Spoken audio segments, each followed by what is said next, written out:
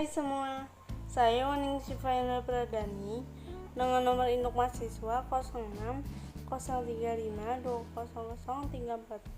Pada kesempatan kali ini, saya akan membahas tentang tokoh filsafat Romawi, yaitu Epicurus.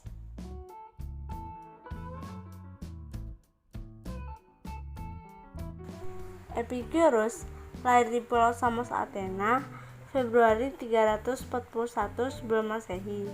Kemungkinan besar ia telah dibekali pelatihan dalam bidang geometri, dialektika, dan retorika.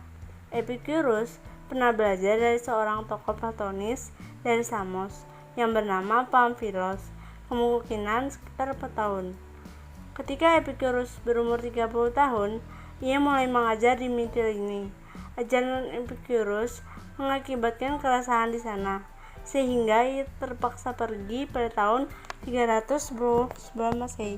Kemudian, ia mendirikan sebuah sekolah di Lampsakos, sebelum akhirnya kembali ke Athena pada kisaran tahun 306 sebelum Masehi, dan ia menetap di situ hingga kematiannya. Di kota ini, ia mendirikan kebun, yaitu sebuah sekolah yang dinamai dari kebun miliknya, yang dijadikan sebagai tempat pertemuan sekolah. Epicurus meninggal secara perlahan dan menyakitkan pada tahun 270 sebelum Masehi, saat ia berumur 72 tahun akibat batu salurannya.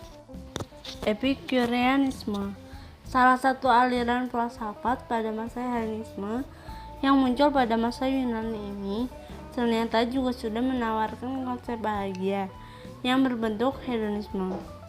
Epicurus percaya bahwa kesenangan itu baik, namun cara untuk mencapainya adalah dengan hidup sederhana dan memperoleh pengetahuan mengenai cara kerja dunia dan batas-batas hasrat seorang. Hal ini membuat seorang merasakan kedamaian atau ataraxia dan kebebasan dari rasa takut, serta hilangnya rasa sakit jasmani atau aponia, dan menjalin persahabatan. Epicureanisme mirip namun berbeda dengan hedonisme. Ia mengajarkan bahwa akar dari segala penderitaan adalah penolakan kematian dan kecenderungan manusia untuk membayangkan bahwa kematian itu mengerikan dan menyakitkan. Epicurus mengajarkan bahwa orang tak perlu berbuat baik kepada sesama, karena jika mereka bertindak jahat, rasa bersalah akan menghantui mereka dan membuat mereka tidak dapat mencapai ataraxia. Karya Epicurus yang pertama adalah Surat kepada Herodotus. Karya ini dianggap sangat penting. Oleh karena itu, semua siswa Epicureanisme yang serius harus mempelajari karya ini. Yang kedua, Surat kepada Pitokles. Ia berkata bahwa keseluruhan dari segala sesuatu itu sama dari dulu hingga sekarang.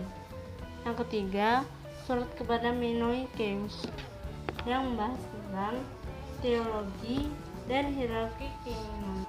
Epicurus menolak gagasan tentang Tuhan yang Maha Baik dan Maha Kuasa. 1.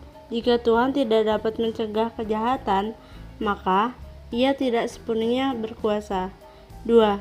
Jika Tuhan tidak mau mencegah kejahatan, maka ia tidak sepenuhnya baik. 3. Jika Tuhan mau dan mampu mencegah kejahatan, maka kenapa kejahatan itu ada?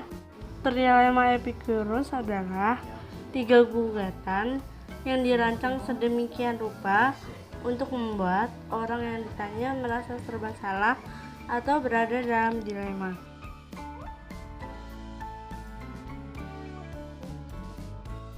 Sekian yang dapat saya sampaikan. Wassalamualaikum warahmatullahi wabarakatuh.